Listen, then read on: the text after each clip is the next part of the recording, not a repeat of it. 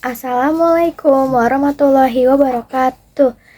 Selamat pagi semuanya. Selamat pagi Bu Heni. Saya Yasmina Anindia Syifa, kelas 10H absen 35.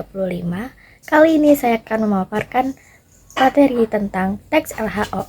Tanpa berlama-lama, yuk saya akan langsung memaparkan materi tentang teks LHO.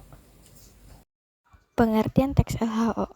Teks laporan observasi adalah teks yang berisi informasi atau penjelasan mengenai suatu objek berdasarkan hasil pengamatan, observasi yang dilakukan secara sistematis dan objektif. Terdapat beberapa tujuan teks LHO. Yang pertama, memberikan informasi tentang suatu objek secara jelas. Kedua, menyampaikan fakta berdasarkan hasil pengamatan. Tiga, menambahkan pengetahuan pembaca mengenai objek yang diamati. Empat, mendokumentasikan hasil pengamatan secara sistematis. Dan yang terakhir, menjelaskan ciri, sifat, bagian, atau fungsi objek secara umum. Nah, terdapat juga fungsi teks LHO, yang dimana sebagai sumber informasi, sebagai dokumentasi hasil pengamatan, sebagai sarana penelitian dan pembelajaran, dan yang terakhir memberikan gambaran mengenai suatu objek secara faktual dan objektif. Ciri-ciri teks LHO. Yang pertama, bersifat objektif. Informasi berdasarkan kenyataan, bukan pendapat pribadi penulis. 2. Bersifat fakta. Informasi berdasarkan kenyataan, bukan pendapat pribadi penulis. Ketiga, bersifat informatif. Teks memberikan informasi dan pengetahuan kepada pembaca. 4. Membahas objek secara umum. Biasanya membahas kelas atau kelompok objek, bukan satu objek secara khusus. 5. Disusun secara sistematis. Informasi disampaikan secara teratur, mulai dari pengenalan objek hingga penjelasan bagian atau manfaatnya. Dan yang keenam, menggunakan bahasa baku, mengikuti kaidah bahasa Indonesia yang baik dan benar. Nah, sekarang kita lanjut ke struktur teks LHO.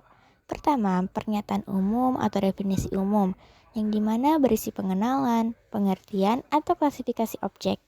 Kedua, deskripsi bagian, yang dimana berisi ciri-ciri, bagian, bentuk, warna, ukuran, sifat, habitat, atau karakteristik objek. Dan yang terakhir yaitu deskripsi manfaat, yang dimana berisi manfaat atau fungsi objek. Bagian ini tidak selalu harus berdiri sendiri. Nah, sekarang kita lanjut ke kaidah kebahasaan. Yang pertama ada nomina atau kata benda. Kata yang digunakan untuk menyebut nama benda, makhluk hidup, tempat, atau sesuatu yang dianggap sebagai benda. Yang kedua, verba relasional. Kata kerja yang menunjukkan hubungan, pengertian, identitas, atau kepemilikan suatu objek. Ketiga, verba material. Kata kerja yang menunjukkan tindakan atau aktivitas yang dilakukan oleh objek. 4. Istilah khusus atau istilah ilmiah. Kata yang memiliki makna khusus dalam bidang tertentu dan biasanya digunakan untuk menjelaskan objek dengan lebih tepat. Yang kelima, adjektiva atau kata sifat. Kata yang digunakan untuk menjelaskan sifat atau keadaan suatu objek. Yang keenam, kalimat definisi. Kalimat yang menjelaskan pengertian atau identitas suatu objek. Yang keenam, kalimat deskripsi. Kalimat yang menjelaskan ciri-ciri, bagian, bentuk, warna, ukuran, atau sifat objek secara lebih rinci. Dan yang terakhir ada konjungsi atau kata hubung. Kata yang digunakan untuk menghubungkan kata, kelompok kata, atau kalimat. Nah, sekarang kita lanjut ke materi fakta dan opini. Fakta yaitu dapat dibuktikan dan berdasarkan kenyataan. Sebagai contoh, kucing merupakan hewan mamalia. Lalu terdapat opini yaitu pendapat atau penilaian seseorang. Contohnya kucing adalah hewan yang paling lucu. Nah, teks LHO harus lebih banyak menggunakan fakta loh dan menghindari opini pribadi.